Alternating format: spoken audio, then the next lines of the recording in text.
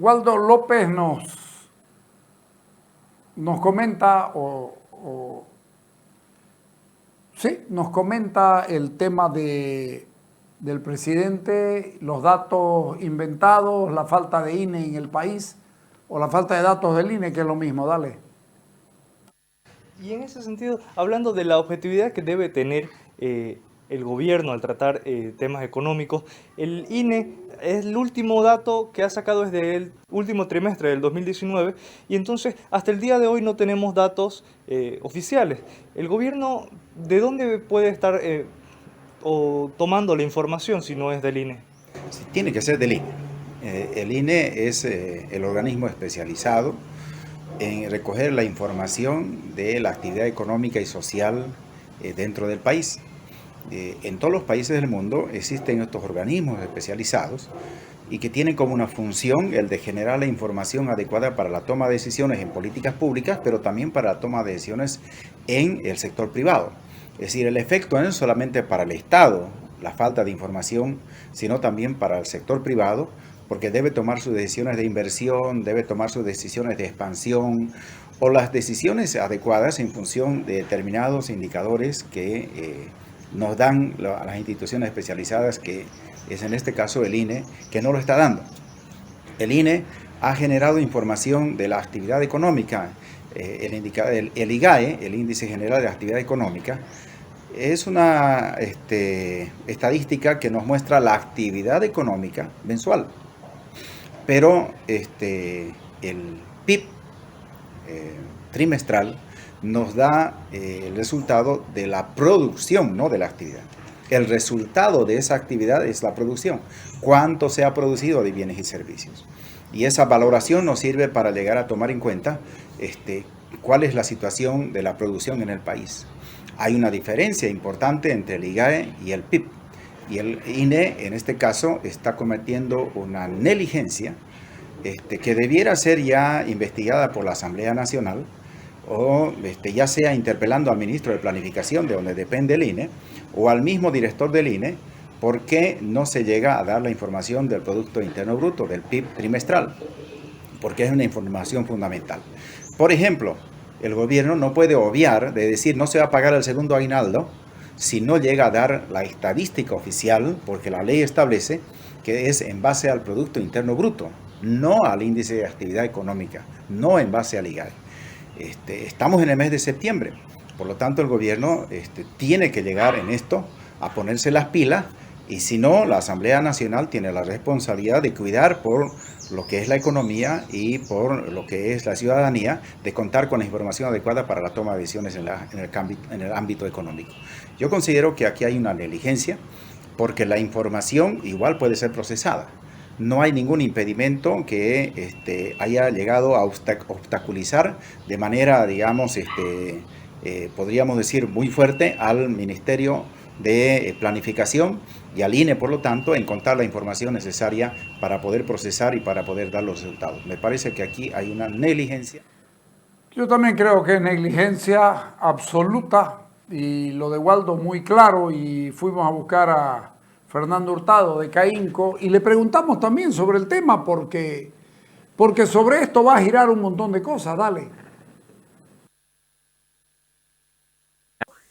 No hay datos en el INE. En el INE no aparecen datos sobre todo lo que hacen a la parte económica y a lo que hace a la economía formal.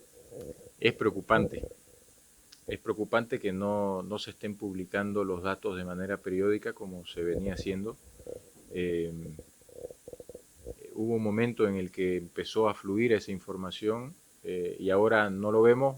Directamente sale algún personero del gobierno a dar los datos, pero no se ha tenido el tiempo para analizarlos, y además son datos oficiales de los cuales no tenemos el respaldo sobre cómo han llegado esos datos. Entonces, es preocupante que no se estén publicando los datos de manera periódica. Esperamos que eso vaya mejorando en el transcurso del tiempo, pero ya bueno, ya vamos casi un año y seguimos con el mismo problema, ¿no? Por ejemplo,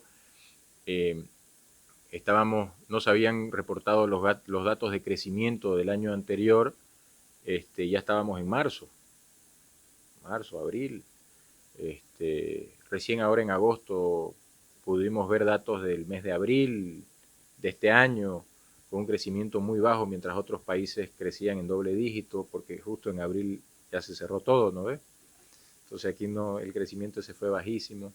Es preocupante, es preocupante. A nosotros hacer suposiciones de qué es lo que está sucediendo no nos gusta, pero sí eso debería. Me parece correcto que no haga suposiciones, Fernando, pero no podíamos hablar con él 2 minutos. Teníamos que preguntarle sobre el estado de la economía y cómo lo ve. Yo les recomiendo que se queden sentados porque lo que dice es muy importante. Dale. El Banco Central ha proyectado para nuestro país un crecimiento del 4.4 del Producto Interno Bruto y una inflación de 2.6%. ¿Cómo lo ven ustedes esto? ¿Satisface? A ver, voy a empezar por algo que la población tiene que entender. Los datos de crecimiento del PIB lo que nos dan es el valor neto de producción, agregado de producción de toda la economía. Pero eso incluye muchos sectores, muchos tipos de empresas. Y lo que hace los indicadores macro al final es dar una información de algo que ya sucedió en la economía. Pero la economía real es lo que sucede en las empresas, lo que está sucediendo todos los días en el rubro gastronómico, en el rubro hotelero, en el rubro de la construcción, en fin, todos estos sectores empiezan a darnos una idea. ¿Por qué? Porque son estos los que generan empleo. Entonces, hablar de un 5.5% cuando hemos caído más de un 8%, realmente no es una recuperación, es un rebote. Y lamentablemente la pelota no está rebotando al nivel donde había caído, o sea que no hemos llegado al punto de equilibrio, si usted quiere. Cuando se dan datos así, también los organismos internacionales dan datos parecidos de crecimiento, pero no son datos que den tranquilidad a las empresas, porque no vemos ninguna política, por ejemplo, que esté incentivando la inversión privada para generar más empleo, y al final lo que necesitamos es generar más empleo. La inversión pública por sí misma, que es en lo que se basa este crecimiento, lo hemos escuchado al ministro de Economía decir de que la inversión pública va a ser de 4.000 y tantos millones de dólares, y esto es para reactivar el consumo. Hay que ver primero dónde se van a invertir esos 4.000 millones, si van a lograr esa inversión de 4.000 millones, y si esa inversión de 4.000 millones va a generar empleo, porque no va a reactivar el consumo si no genera empleo, ¿no es cierto? Y a eso nos llama la atención que en los últimos, cuando miramos el año completo, de los 4.000 millones de dólares, solamente hasta julio se habían ejecutado 1.000 millones. Estamos hablando de un 25%. Entonces, si no se llegan a ejecutar los 4.000 millones, que es sobre el cual, es más o menos el motor sobre el cual el Ministerio de Economía basa este crecimiento de más del 5%, si no se llega a ejecutar esto, ¿cuánto vamos a crecer? Entonces, creo que se están enfocando en indicadores de crecimiento estándares cuando estamos en un contexto completamente distinto, con una caída de la economía a causa del COVID, que no es solamente en Bolivia, es a nivel mundial. Estamos viendo economías en el mundo que están creciendo doble dígito, y no es tampoco porque estén tocando el cielo, porque han generado políticas durante la pandemia y después de la pandemia para inyectar recursos a los mayores generadores de empleo, y los mayores generadores de empleo es el sector privado. Entonces, respondiéndole a la pregunta, ¿es suficiente un 5 tanto por ciento, 6, 4? No es suficiente. No es suficiente, porque no vamos a llegar a los niveles del 2019. Y si venimos considerando que la economía viene en una tendencia de desaceleración desde el año 2015, entonces la caída provocada por el COVID quiere decir que con esa poca capacidad de reacción, estamos hablando de que hasta el 2022, 2023 recién vamos a estar con los niveles del 2019. ¿Y eso en qué se traduce? va a tardar en recuperarse el empleo. El empleo que se recupere va a ser empleo de baja calidad. Cuando hablo de baja calidad es que no están afiliados al Seguro Social de corto plazo ni a las AFP, que no tienen las condiciones óptimas para trabajar, etc. Son mayormente o autoempleo o empleo que se genera en el sector informal. Entonces, lo que hay que hacer es ver cómo vamos a reactivar el empleo. Si hablamos de reactivar el empleo y darle suficientes incentivos a todos los sectores, y no voy a decir por igual porque cada sector ha sufrido diferente, pero empezar a establecer qué tipo de incentivos necesitan los sectores más golpeados y que además generan más empleo, esa es la forma en que vamos a salir y deberíamos estar creciendo en doble dígito, no 5%. Cuando dice usted deberíamos estar creciendo en doble dígito, ¿quiere decir que otros países de la región lo están haciendo? ¿Nosotros estamos por debajo tal vez de la media regional? Estamos por debajo de la media regional. Cuando el gobierno del presidente Morales se jactaba del crecimiento, había un crecimiento, eso es cierto, se había crecido, muy enfocado en la inversión pública, porque es volumen lo que se mide en ese crecimiento. Lamentablemente, y es algo que siempre venimos indicando, que la inversión pública por sí misma no genera valor. Debería ser un apoyo a lo que genera valor, que es la inversión privada. Como no se mide la inversión privada de la manera adecuada y tampoco se dan los incentivos para que esa inversión privada pueda salir adelante lo más rápido posible, y hay una serie de trabas para que una empresa se vuelva formal, y hay ¿no? Empezamos a ver toda la sobreregulación, va a ser muy difícil que volvamos a ser los campeones de la región en crecimiento. ¿Por qué? Porque el contexto internacional es distinto.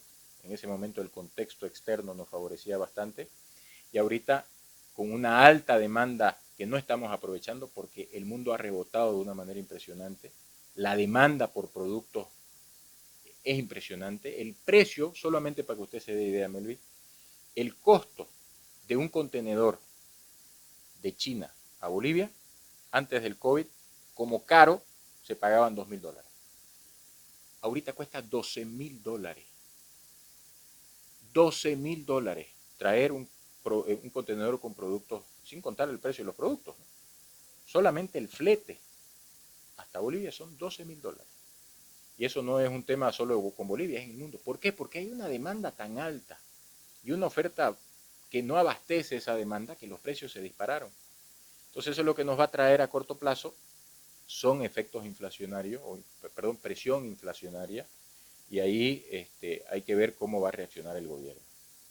Frente a esto, ¿qué hacer frente a esta situación que usted nos plantea? Porque estamos hablando de un crecimiento no el más óptimo que digamos, y además no estamos, parece, aprovechando estas oportunidades que usted dice que en este momento... A nosotros lo que nos preocupa cuando escuchamos los informes que da el Ministerio de Economía es que todo lo basa en la inversión pública. Todo está alrededor de la inversión pública, todo va alrededor de las empresas públicas, este crecimiento está basado casi íntegramente en la inversión pública. Y cuando tenemos un problema de flujo, de caja en el Estado, porque no hay liquidez, ¿no? El Estado no tiene la plata que tenía antes por el COVID, ¿no? No hemos accedido a los créditos internacionales, en fin, hay un montón de temas ahí que tocar, además que el gasto público sigue siendo altísimo. Es muy difícil que podamos sostener el ritmo para llegar a ese nivel de crecimiento. Eso nos preocupa, de que no vaya a haber el suficiente oxígeno para llegar a ese crecimiento. Y si eso no se acompaña del crecimiento privado, de la inversión privada, ahí está el riesgo. Yo le voy a dar una anécdota, que no sé si se la he comentado. Cuando en el año 2019, el 6 de agosto, el presidente Morales estaba dando su mensaje del 6 de agosto y hablaba sobre una serie de inversiones que se iban a hacer en todo el país, inversión pública. Pero no mencionó más que una, si no me equivoco, en el departamento de Santa Cruz. Y me escribe una periodista y me pregunta, ¿qué opina usted sobre el hecho de que el presidente no tenga proyectos en Santa Cruz. Y yo lo que le respondo es, discúlpeme, pero creo que estamos haciendo la pregunta equivocada. Si Santa Cruz en los últimos 15 años ha estado creciendo por encima del promedio nacional, 6, 7%, sin inversión pública, ¿qué ha estado impulsando ese crecimiento? La inversión privada. Esa era la respuesta. Entonces, si nosotros logramos combinar y tener una mezcla óptima de inversión privada con inversión pública, podemos llegar a niveles de crecimiento muy por encima de lo que está proyectando el gobierno. Y las inversiones públicas tienen que venir acompañando a la inversión privada. ¿A qué me refiero? Si alguien quiere invertir en una planta de cemento, en una planta de oleaginosa, de aceite, en fin, en una carpintería, pero no tiene los accesos adecuados para que llegue el transporte, para llevar y traer materia prima, en fin, una serie de cosas que van a facilitar el trabajo, de nada sirve esa inversión privada. Entonces, ¿qué es lo que decimos nosotros? La inversión pública debe acompañar para darle mayor competitividad a la inversión privada, porque de esa manera se generan más empleos acá, se genera mayor capacidad en los trabajadores y se genera un círculo virtuoso también con una inversión pública bien apuntada. Y eso es lo que necesitamos que haya. Estamos hablando de qué elementos para que sea efectivo en este asunto, Una ley de inversiones. Yo le hago otra pregunta. ¿Qué elementos son los necesarios para alcanzar un crecimiento mayor? Usted que le voy a hacer una pregunta. Hay un país en la región que que ha sacado una nueva ley de inversiones.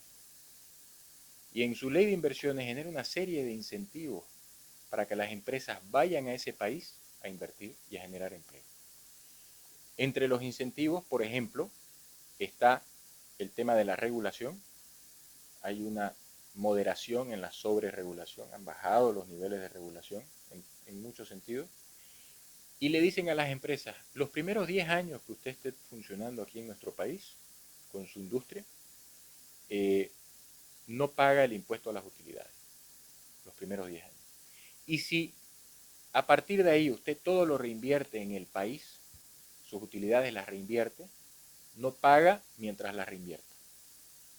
Porque eso quiere decir que la industria crece, la empresa crece, genera más empleo. ¿Qué país cree que es ese? Le doy 2 oportunidades para que me diga qué país cree que es ese. No. Cuba. Cuba ha hecho una ley de inversiones, a eso nos referimos con incentivos. Ha hecho una ley de inversiones para que las empresas vayan y generen empleo y generen crecimiento. Porque al generar empleo generan un mayor poder adquisitivo en la gente y la gente puede consumir más. Y se viene este círculo virtuoso. Aquí, ¿qué es lo que estamos haciendo? Metiendo todo al gasto público, metiendo todo a las empresas públicas que generan muy poquito empleo, y eso no está generando riqueza. Lo que está haciendo es que la plata circule, pero sin generar riqueza. Y al final la plata termina dando la vuelta y termina otra vez en el gobierno o en el Estado, ¿no? Entonces, lo que hay que hacer es trabajar en regulaciones para que ciertas industrias puedan, o ciertas empresas puedan instalarse, crecer en la frontera, generar empleo en la frontera, por ejemplo, donde tenemos el problema del contrabando, generar empleo, generar industrias que levanten la ventaja comparativa de ciertas regiones, por ejemplo, el tema de la minería en el altiplano, el tema agroindustrial aquí en Santa Cruz, la ganadería o, por ejemplo, el biodiesel desde el aceite de palma en el Beni, en el norte del Beni, en Pando, ¿no? Hay ventajas comparativas que tienen algunas regiones que con ciertos incentivos se les puede dar. Y de ahí viene otro tema, que este sí es, al César hay que darle lo que es del César, lo que ha hecho el gobierno ahora con esta, ha sacado una ley donde hay una liberación del gravamen arancelario para las importaciones de bienes de capital y para ciertos insumos. Eso es importante porque da mayor competitividad. Ese es un paso importante, ese es un buen incentivo, por ejemplo. Hay otro incentivo importante que hizo el gobierno, que es el crédito a las industrias para la sustitución de importaciones a una tasa muy baja, que algunas empresas, algunas industrias lo han aprovechado, pero ahí viene el problema, por eso es que hay que atacarlo de varios frentes, porque si yo como industria, por ejemplo, de alimentos, accedo a un crédito y no puedo vender porque me están inundando el mercado de contrabando, me voy a endeudar y voy a tener después problemas para pagarlo porque no tengo suficientes ingresos. Entonces, tienen que haber políticas. No es sola, no, esto no es plata, esto no es un tema de plata, de a ver cuántas empresas necesitan plata, es un tema de regulación, porque los incentivos vienen por el lado de la regulación, ¿no? Bajar la sobreregulación, que tenemos sobreregulación en muchas áreas, en muchas instituciones del Estado. Entonces, eso es lo que hay que trabajar y eso es lo que va a incentivar que las empresas sigan creciendo, que se abran nuevas empresas, que generen más empleo. Y el crecimiento ya no lo vamos a basar solamente en que si hay suficiente dinero para inversión pública o si las condiciones externas mejoran o no mejoran. ¿Por qué tuvimos la desaceleración? Uno de los motivos por lo que hubo desaceleración en el año, a partir del año 2014. Porque se cayó el precio del petróleo. Y eso era lo que nos mantenía bien porque habían ingresos por el gas. Entonces, el momento que se nos acabe el gas, ¿de qué vamos a vivir? Necesitamos vivir de lo que sucede dentro de la economía, lo que le decía al comienzo. Lo que sucede dentro de la economía es lo que para nosotros es la economía real. Los datos estos de crecimiento y demás son indicadores, pero no reflejan la realidad de lo que está sucediendo adentro.